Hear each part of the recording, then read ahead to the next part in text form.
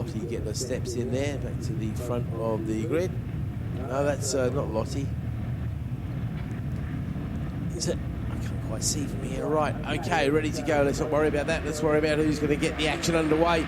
Oh, look at that, off the line, pole position. Dan North turns that into a lead immediately.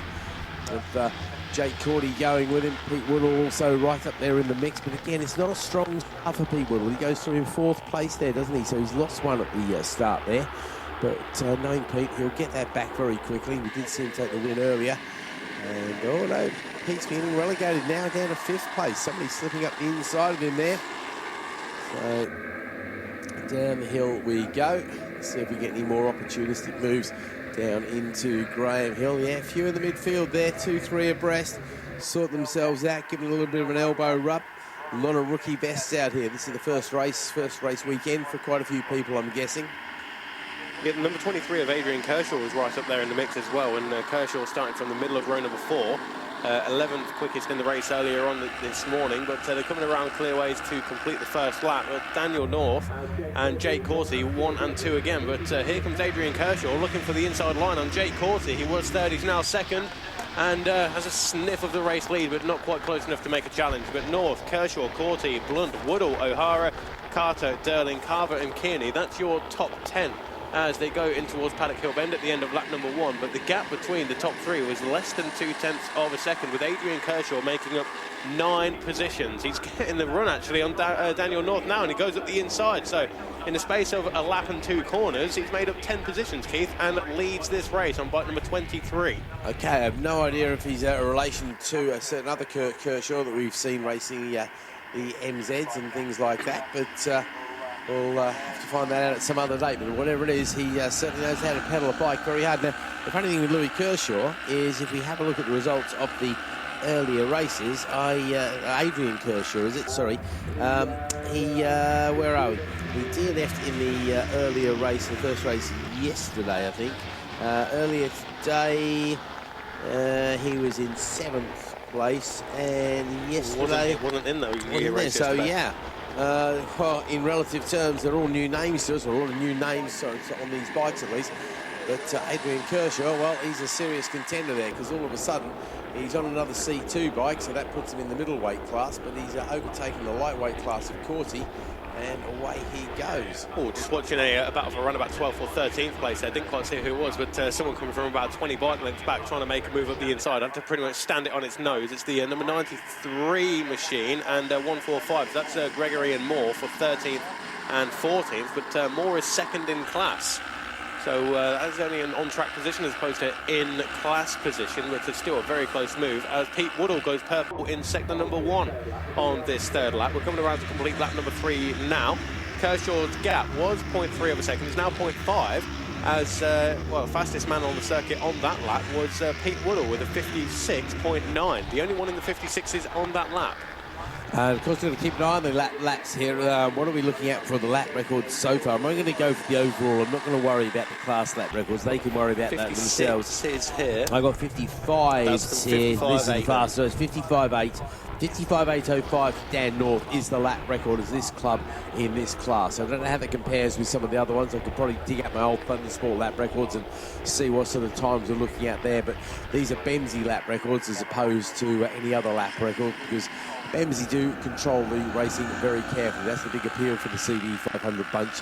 There's been lots of accusations over the years, but Mark Dent and his team make sure that nobody's doing anything naughty to their machines. Over the line we come then, and you're right, Kershaw, all of a sudden, I've not seen him all weekend, he is absolutely smashing it, isn't he? Pete Woodall, fastest lap of the race with 2 purple sectors as well, so it's a 56.312 for Pete Woodall. And yeah, he's right onto that duo at the front now. Daniel North looking around the outside as he's going towards Druids. Pete Woodall, that opens up the inside line. Pete Woodall had a look there, almost had a wheel in front, but not quite. Had to pull out of it and stays in 3rd place. But he's bridged that gap already over himself, and that's Jake Corty in 4th, isn't it? Yeah, you would have thought the way he was riding earlier, a couple of laps ago, at least Kershaw would have run away with this one. because he put in that very quick 56-second lap and started going away, and all of a sudden the others have come back to him. I'm guessing that could be the slipstream effect, but now it's Kershaw with a purple at sector 1, and he's got nobody in front to give him a tow as well, so he's the one who's making the hole in the air. North and Woodall might be tripping each other up just a little bit, hopefully dragging each other along a little bit as well, but at the moment, over the line, it is going to still be Kershaw leading. Last time it was by 0.372, this time it's by 0.445, so he doesn't do anything special in terms of lap times, but he is the quickest one of those three across the line this time as they come across, covered by 0.8 of a second. Up to Drew as they go again, get a natural concertina effect, certainly between Woodall and the man in front. Watching the battle behind as well, that's looking side-by-side stuff down to Graham Hill. Some good battles all the way down the track, and as we saw earlier, what was a battle for third all of a sudden became a battle for the lead as well.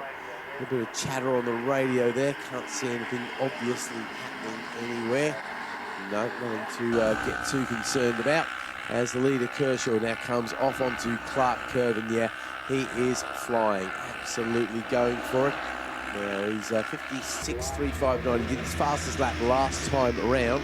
Let's see what he turns in this time. Does he crack the magic 55? No, in fact, he goes a little bit slower, but 7/10 of a second covering the top three as we see Woodall move up to second at Paddock Hill Bend there. He was in third coming across the line, so he's moved past on North, holds him off at Druids as well.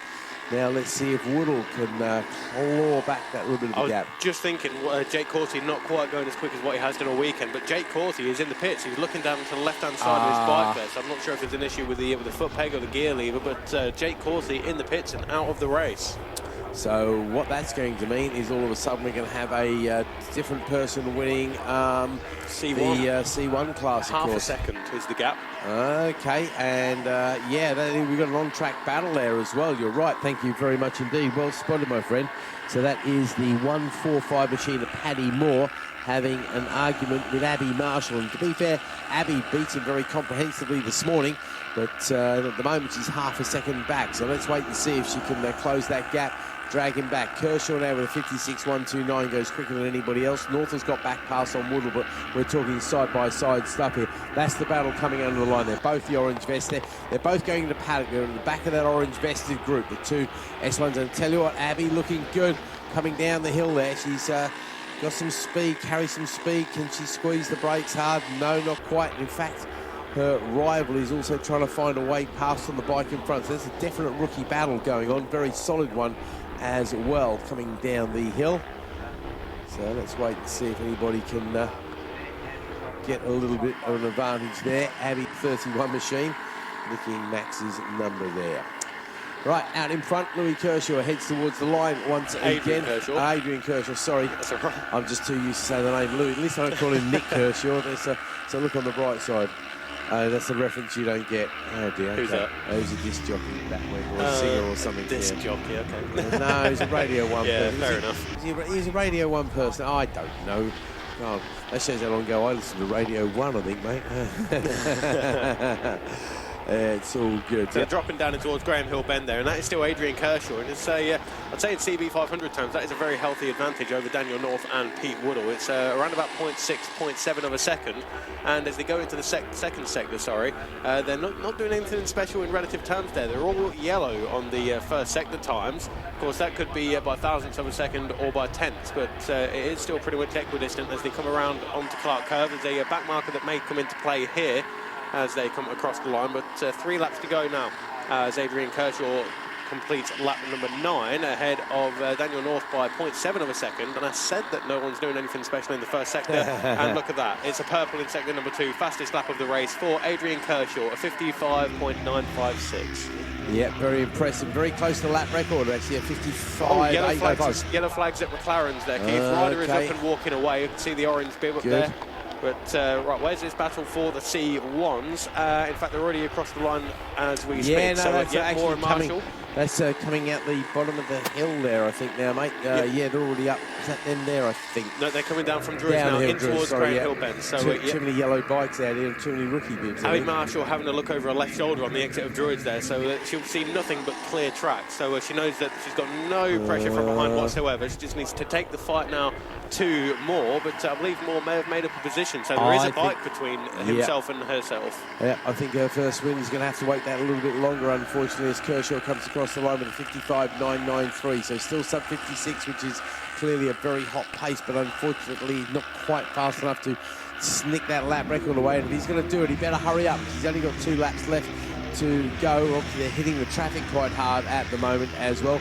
Yeah, you're right, that battle between Moore and Marshall, well, it's now got a Carver in the middle of it, so it's looking less likely that she's going to be able to overcome that and claim her first win.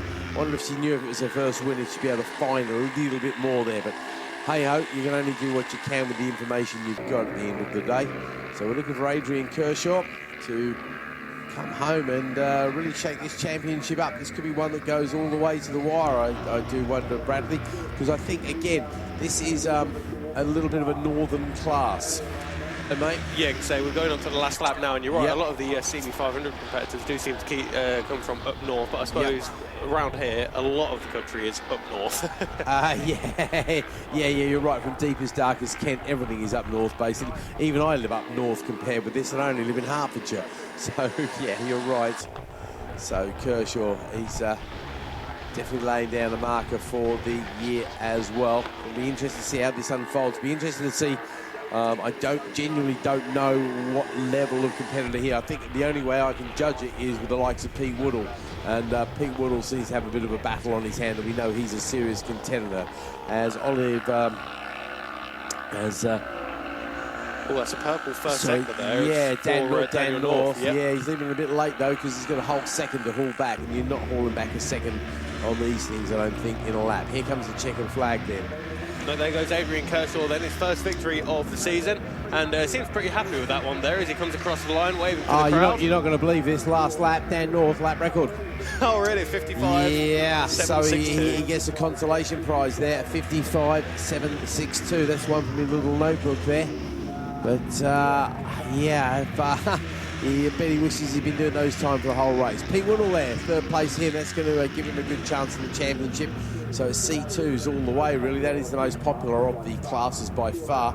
Sean O'Hara up next, then it's Richard Blunt, Gary Durling, Billy Carter. Then we've got Gregory Moore, Hayward, Kearney, Carver, Marshall, Dwyer C, and Simon Finch rounds out your top 15 there. So C1 victory then to the number 31 machine, of the number 145 machine of Paddy Moore. Paddy Moore, of course it is. Second place goes to Abby Marshall.